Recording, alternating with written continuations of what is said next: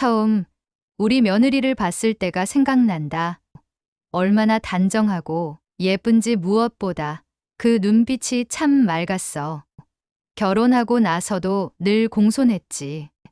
어머님, 하고 부를 때면 목소리에 살짝 떨림이 있었지. 그게 또 얼마나 애틋해 보였는지 주말이면 꼭 찾아왔어. 빈손으로 온 적이 없었어.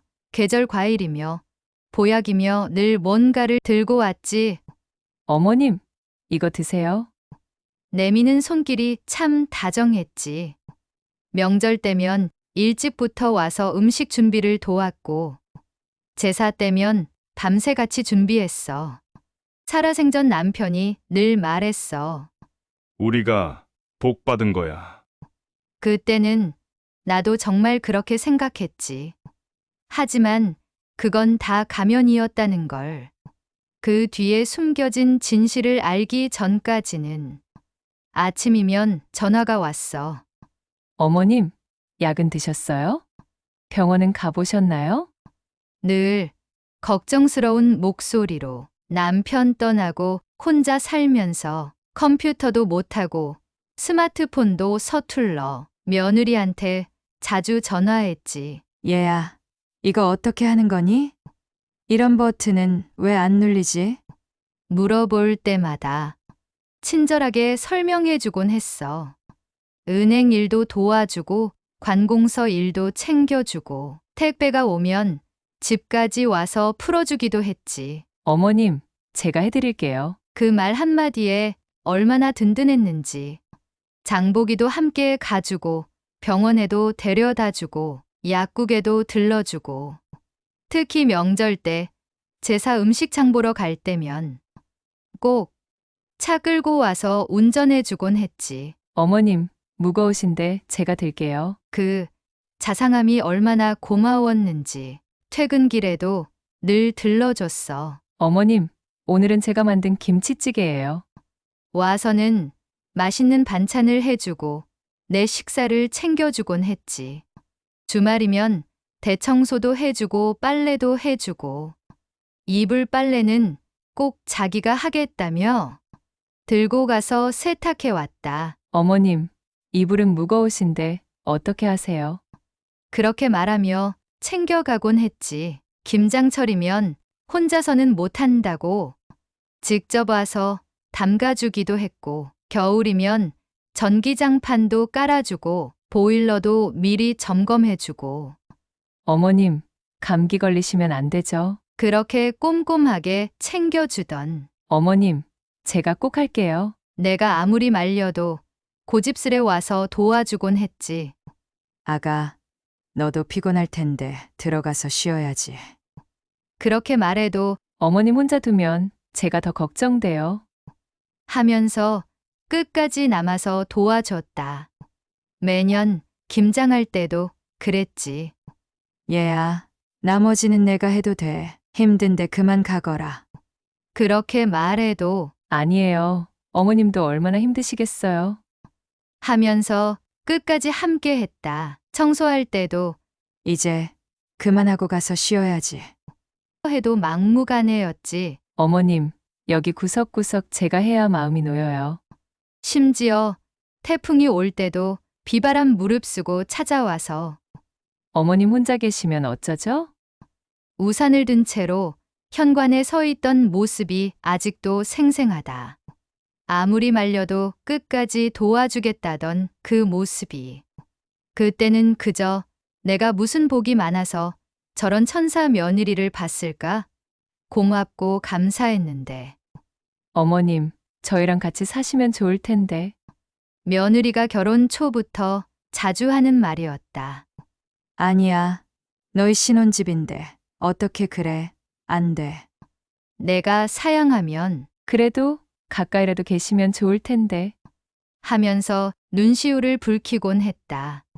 특히 아들 얘기만 나오면 더 마음 써주곤 했다. 우리 남편, 어머님 손맛을 그리워하잖아요. 하면서 자주 왔지. 주말이면 어머님, 남편이 어머님 보고 싶다고 하더라고요. 하면서 아들과 함께 찾아왔다.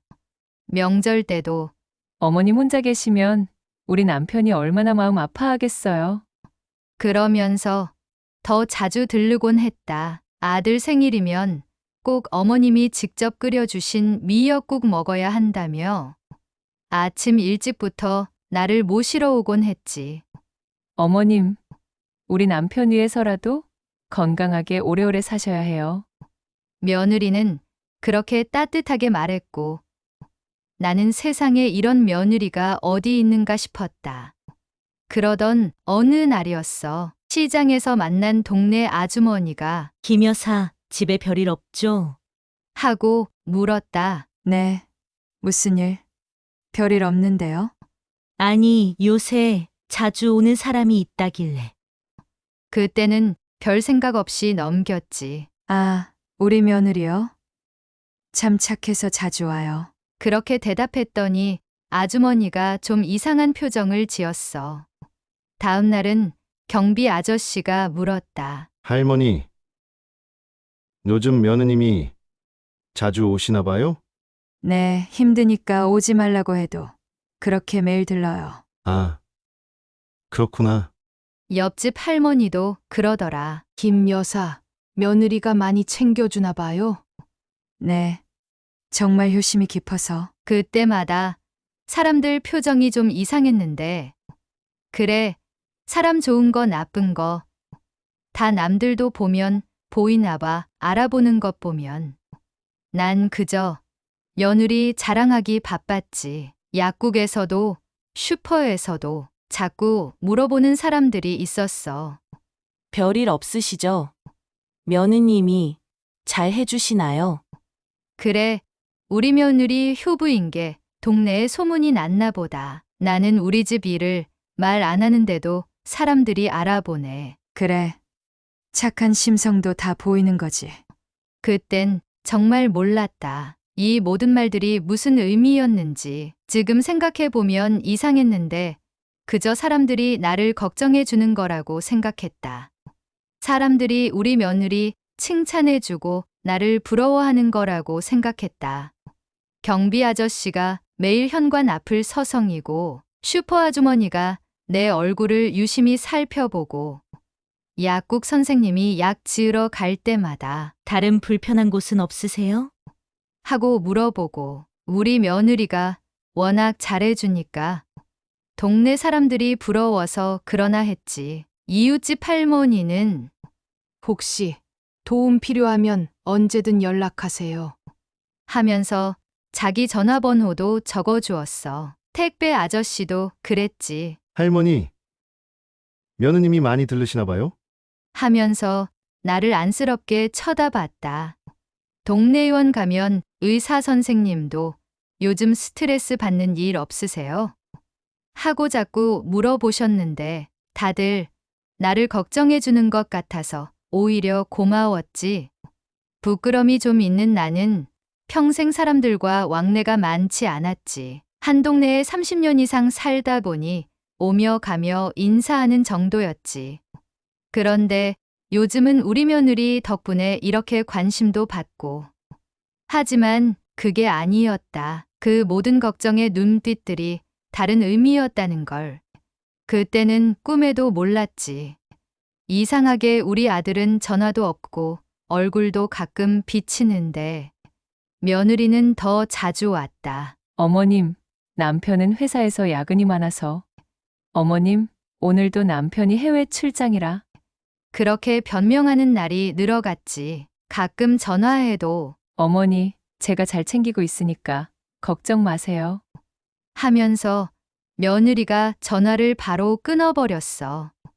점차 명절 때도 아들은 안 오고 며느리만 와서는 남편이 급한 일이 있어서. 하면서 혼자 음식을 챙겨갔지. 어버이날도 내 생일도 아들은 얼굴도 안 비치고 며느리가 선물만 들고 오는 날이 늘어갔어. 아들한테 전화 좀 해볼까 하면 며느리가 얼른 제가 잘 전해드릴게요. 하면서 말을 막았지. 그때는 이상하다고 생각은 했는데 며느리가 자주 와서 저렇게 잘해주고 아들은 바쁘다는데 하면서 의심을 거두곤 했다. 아들 얼굴 보고 싶다고 하면 어머니, 제가 데리고 올게요. 하고는 갖가지 핑계를 대며 영영 오지는 않았지. 동네에서 우리 며느리는 인기가 참 좋았어. 경비실에 들를 때마다 과일도 놓고 가고, 약국에도 음료수 한 병씩 들고 가고, 슈퍼에도 떡이라도 사가지고 들르고, 아이고, 며느님 또 오셨어요? 저 집 며느님 참 부지런하시네. 어느 누구 한 사람 소홀하지 않으니. 다들 그렇게 반겼지. 하지만 어느 순간부터 사람들이 며느리 얘기만 나오면 표정이 좀 이상해지더라고. 며느님이 어제도 오셨다면서요? 며느님이 그러던데 며느님 말씀이 마트만 가도 은행만 가도 다들 며느리 얘기를 꺼내고 내 얼굴을 유심히 살펴보곤 했어. 동네 경로당에서도 김 여사네 며느님 얘기 들었어? 이런 소리가 자주 들렸지. 동네 사람들이 다 우리 며느리를 아는 것 같았어. 그것도 나보다 더 잘 아는 것처럼. 근데 왜 그렇게 물어볼 때마다 걱정스러운 눈빛을 보내는지. 그리고 겨울날 아침이었어. 그날따라 일찍장을 보러 나가다가 빙판에 미끄러졌지. 아이고, 순간 허리가 뚝 하고 마침 등교하는 학생들이며 출근하는 사람들이 많았는데 다들 놀라서 달려와 주더라. 할머니, 괜찮으세요? 큰일 날 뻔했네요. 여러 사람이 부축해 주었지. 원래도 허리가 좀 안 좋았는데 이 사고로 완전히 병이 되어버렸지. 사람들 도움으로 겨우 부축을 받아 집에 왔는데 이웃집 할머니가 제일 먼저 찾아왔어. 죽을 좀 끓였어요. 드세요. 죽을 가져왔더라고. 슈퍼 아주머니는 과일을 들고 오고 약국 선생님은 파 쓰며 약을 가져다 주고 경비 아저씨는 매일 아침 괜찮으세요?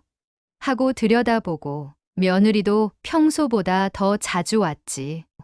어머님, 많이 아프시죠? 하면서 허리를 주물러 주곤 했어. 근데 이상하게도 며느리가 오면 동네 사람들이 더 자주 들여다보는 거야. 그러던 어느 날이었어. 슈퍼 아주머니가 주스 한 병을 들고 왔는데 무슨 말을 하고 싶은데 못하는 것처럼 자꾸 머뭇거리더라고. 김 여사, 저기 며느리. 말끝을 자꾸 흐리면서 안쪽을 살피는 거야.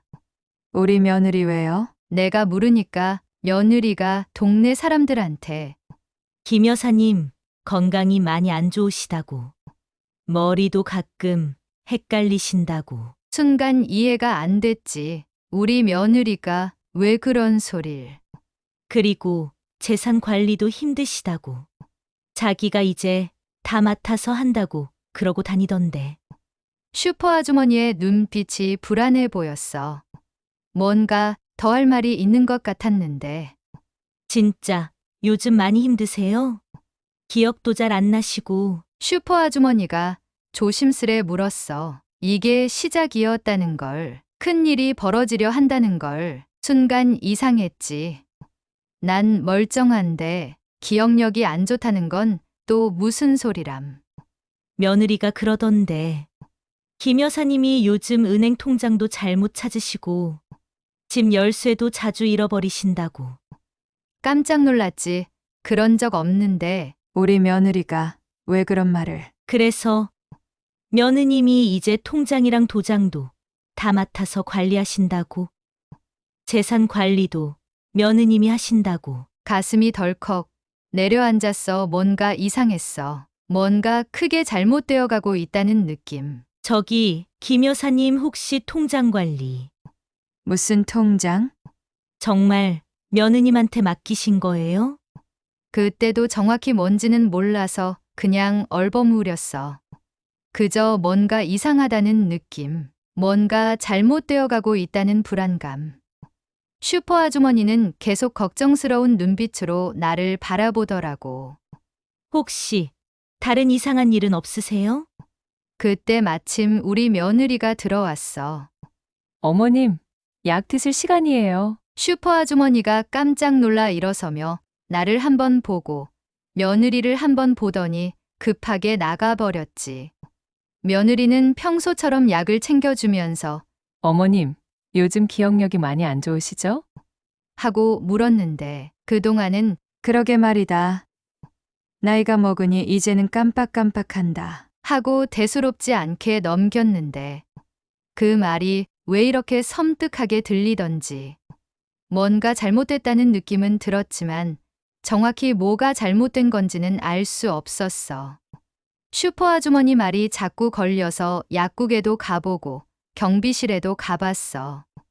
경비 아저씨가 조심스레 말해주더라고.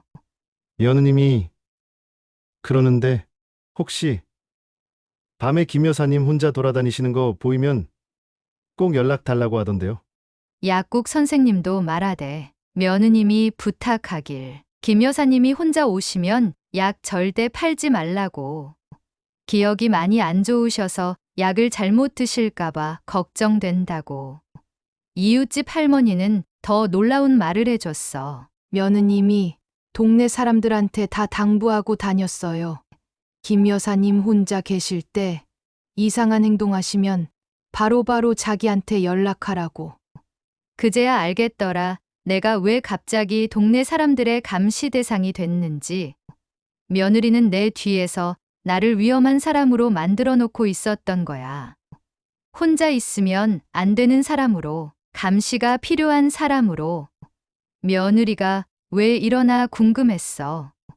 동네 곳곳을 돌아다니며 나를 이상한 사람으로 만들려고 하고 이웃집 할머니가 더 이상한 말을 해주더라고. 며느님이 어제는 또 울면서 다녔어요. 시어머님이 너무 힘들게 하신다고. 약국 선생님도 수상한 말을 전해줬어. 며느님이 자주 오셔서 울더라고요.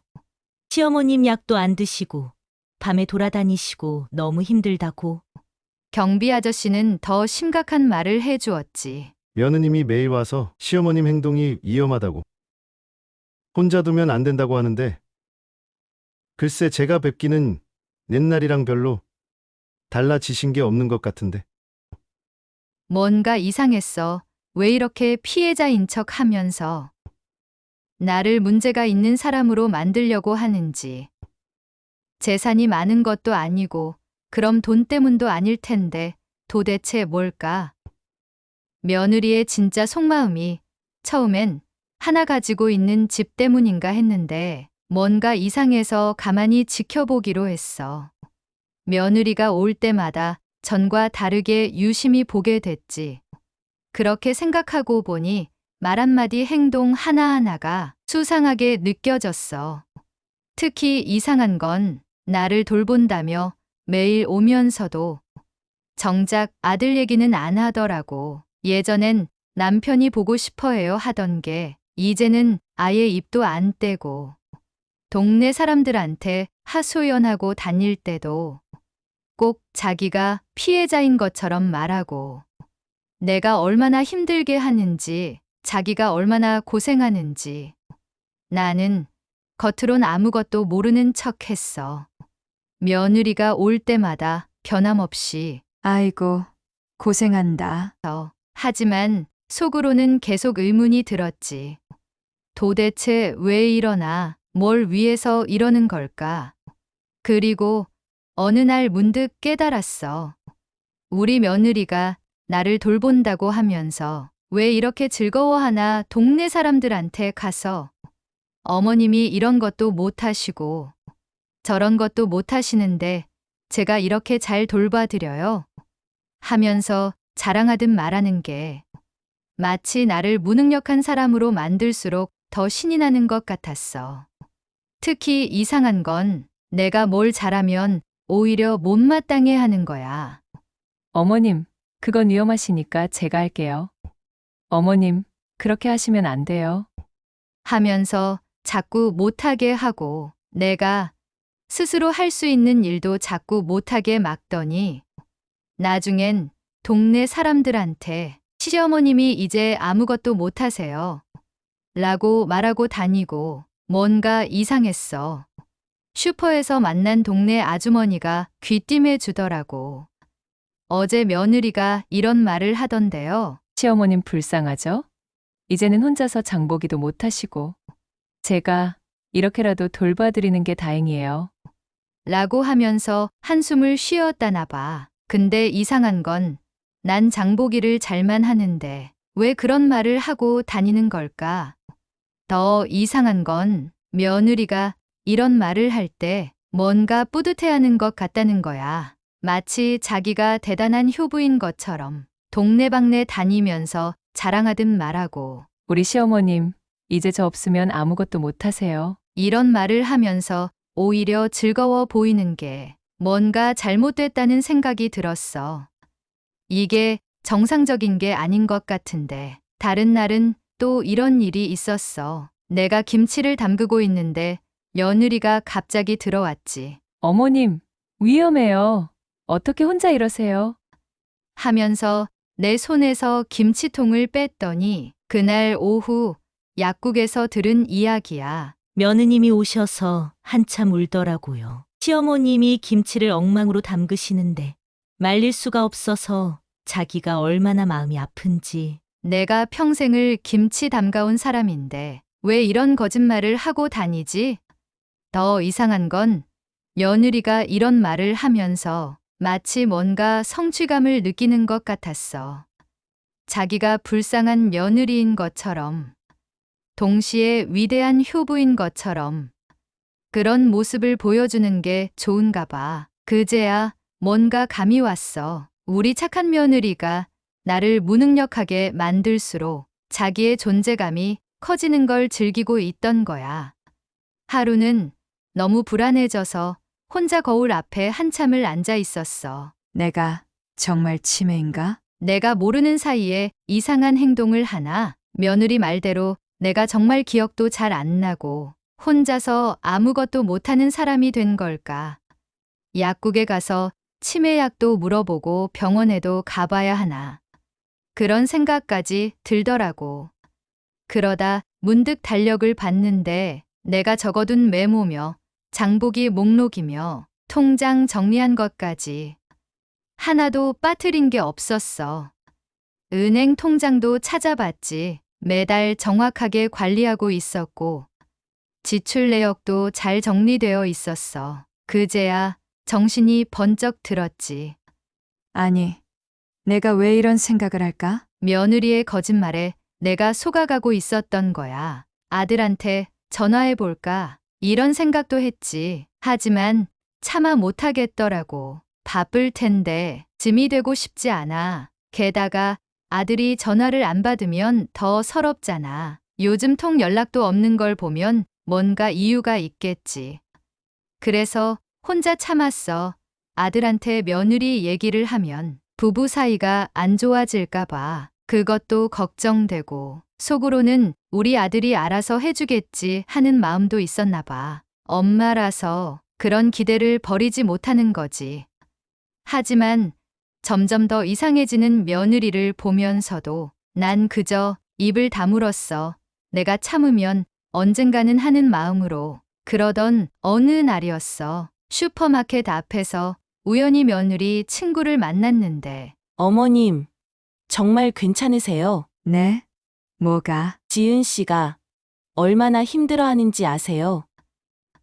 매일 카페에서 울면서 시어머님 얘기를 하는데 순간 멈칫했어. 카페? 우리 며느리가 카페에서 무슨 얘기를? 지은 씨가 SNS에도 매일 올리잖아요. 치매 초기 시어머님과 사는 법, 이런 거. 가슴이 철렁 내려앉았어. SNS에까지 내 얘기를. 그런데 나는 SNS 같은 걸 어떻게 하는지 몰라서 알아볼 수가 없었어. 그날 저녁 이웃집 할머니가 조심스레 핸드폰을 보여줬어. 거기엔 며느리가 쓴 글들이 가득했지. 오늘도 시어머님이 집 나가셨어요. 혼자 김치를 담그시다가 큰일 날 뻔했어요. 제가 이렇게라도 모시는 게 맞겠죠?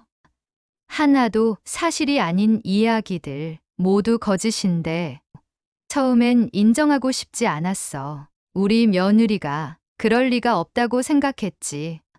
그동안 얼마나 잘해줬는데 아침 저녁으로 들여다보고 반찬도 해다 주고 약도 챙겨주고 내가 뭔가 잘못 본 거겠지.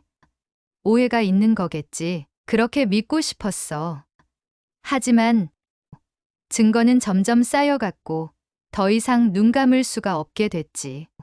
그동안의 친절이 모두 가면이었다는 게, 날 돌보는 척하면서 오히려 날 망가뜨리고 있었다는 게, 그 착하고 다정하던 며느리가 이런 사람이었다니. 이걸 어떻게 받아들여야 할지 밤마다 이불 속에서 울었어. 내가 뭘 잘못했나? 왜 이렇게 됐나? 며느리를 직접 마주하기로 했어. 이대로는 안 되겠다 싶어서. 지은아, 잠깐 시간 있니? 차분하게 불렀어. 며느리는 평소처럼 상냥한 목소리로 네, 어머님 무슨 일 있으세요? 하면서 앉더라고. 내가 왜 그러는지 알고 싶구나. 조심스레 꺼냈어. 순간 며느리의 표정이 굳었지. 네? 무슨 말씀이신지. 동네 사람들한테 왜 그런 말을 하고 다니니? 내가 치매라고, 혼자 못 산다고. 며느리의 얼굴이 하얗게 변했어. 하지만 이내 또 그 익숙한 연기가 시작됐지. 어머님, 제가 얼마나 걱정되는지 아세요? 눈물까지 글썽이면서 이제는 그 연기가 너무 뻔히 보여서 가슴이 아팠어.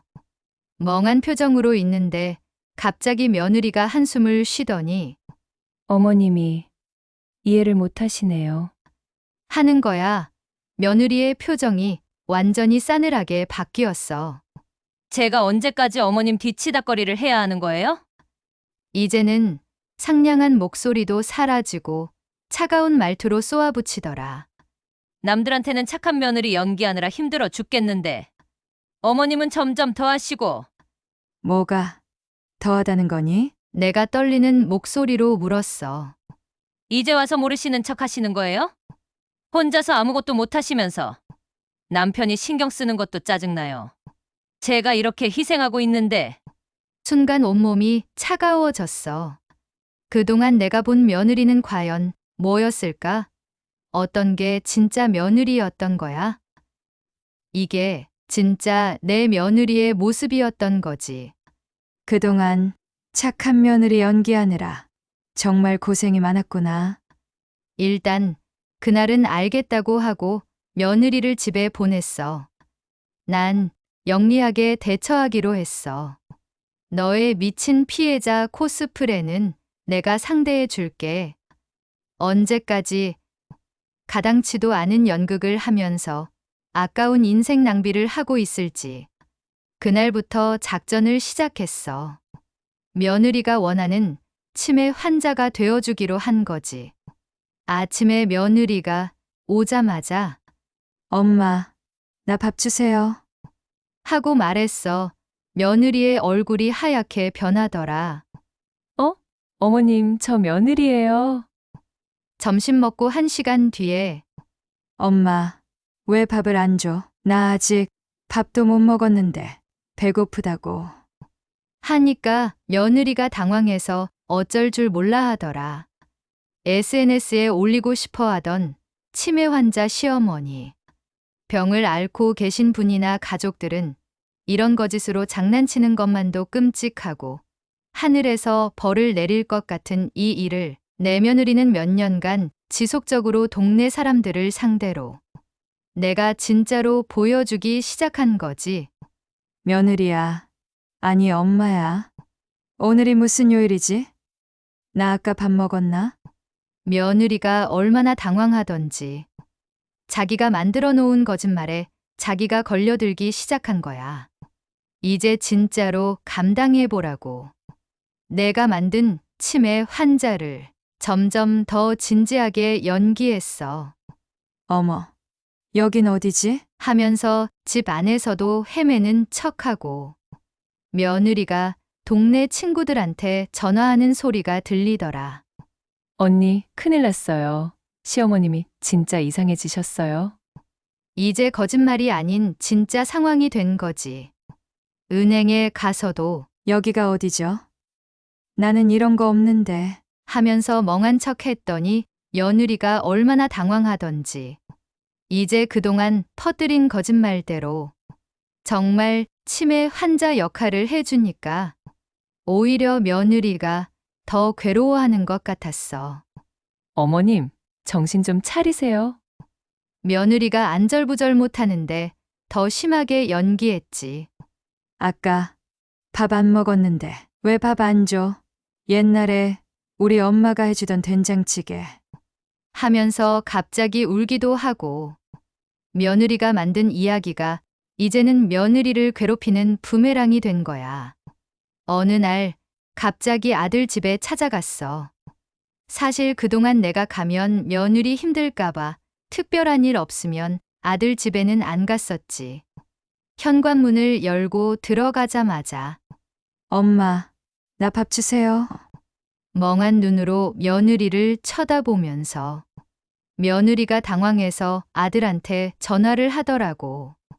여보, 어머님이 갑자기 오셔서 나는 계속 연기를 했지. 저기 아줌마, 아들 어디 갔어? 하면서 아들 방을 헤매고 냉장고 문을 열었다 닫았다 하면서 밥은 어디 있나? 수돗물을 약간 틀어두고 혼잣말도 하고 화장실에 갔다가 물을 내리지 않고 나오고 며느리는 완전히 혼이 나가버린 것 같았어.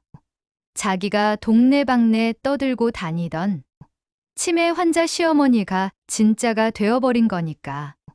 아들이 퇴근하고 왔을 때도 아, 누구세요? 하면서 모른 척 했더니 며느리가 눈물을 글썽이며 아들한테 속삭이더라. 여보, 어머님이 진짜 심각해지신 것 같아요. 그동안 거짓말로 만들어 놓은 상황이 이제는 진짜가 되어 며느리를 덮치기 시작한 거야. 그러고 나서부터 며느리의 발걸음이 뜸해지기 시작했어. 매일 오던 발걸음이 사흘에 한 번, 일주일에 한 번으로 줄어들더니 전화도 잘 안 받게 됐지. 가끔 받아도 어머님, 제가 좀 바빠서요. 동네 사람들한테도 예전처럼 자기가 얼마나 희생하며 시어머니를 돌보는지 자랑하고 다니지도 않더라고. 내가 치매 연기를 할 때마다 감당하기 힘들었나 봐. 자기가 만든 이야기가 자기를 덮치니까. 한 번은 슈퍼 아주머니가 그러더라고. 며느님이 요즘 안 보이네요. 시어머님 돌보느라 힘들다던데. 하면서 눈을 찡긋거렸다. 이제는 동네 사람들도 며느리의 거짓말을 눈치챈 것 같았어. 그동안 불쌍한 며느리 연기하면서 나를 치매 환자로 만들더니 정작 진짜처럼 굴자 도망가 버린 거지. 이제는 편안해졌어. 아침에 일어나면 혼자서 장도 보고 반찬도 만들고 김치도 담그고 은행에 가서 통장 정리도 하고 병원도 혼자 다니고 동네 사람들도 이제 다 알지. 내가 누군지 어떤 사람인지. 며느리가 만들어낸 그 불쌍한 치매 환자가 아닌 당당한 나를. 경로당에서 친구들과 수다도 떨고 동네 마실도 다니고 누가 봐도 멀쩡한 70살 노인이지. 가끔 며느리 생각이 나긴 해. 상냥하고 친절한 능력을 갖췄고 반짝이는 젊음을 가졌는데 왜 그랬을까? 내가 뭐가 그렇게 못마땅했을까? 하지만 이제는 그런 생각보다 내 생활이 더 소중해. 나이 들수록 누구의 도움도 동정도 필요 없는 홀로 서기가 얼마나 편한지 몰라. 그동안은 내가 어떤 사람인지 어떤 능력을 가졌는지 생각할 기회가 없었지. 하지만 이제는 누군가에게 기대지 않고 살아가야 하는 나에게 남아있을 얼마간의 소중한 내 인생. 이제야 깨달았네. 내가 얼마나 강한 사람이었는지. 혼자서도 잘 살 수 있는 사람이었는지. 정말 무서운 건 먼 사람이 아니더라. 가장 가까이에서 웃으면서 내게 친절을 베풀어준 사람이 나를 무너뜨리는 사람. 그게 제일 무서웠어. 매일 찾아와서 어머님 하면서 웃고 반찬 챙겨주고 약 챙겨주면서 뒤에서는 나를 병든 사람으로 만들어가는 그 거짓된 친절이 제일 아프더라. 사람들은 말하지. 며느리가 잘하더라. 매일 찾아오는 며느리 두셔서 복이 시네. 그런데 그 복이 독이 될 줄은 몰랐지. 칼을 든 사람보다 꽃을 든 사람이 더 위험할 수 있다는 걸. 이제야 알았어. 나를 위한다며 웃으면서 내 존엄성을 갉아먹던 그 시간들. 70년 살면서 이런 두려움은 처음이었어. 이제는 멀리서 웃는 사람보다 가까이서 친절한 사람을 더 조심하게 됐지. 그게 내가 배운 가장 큰 교훈이야.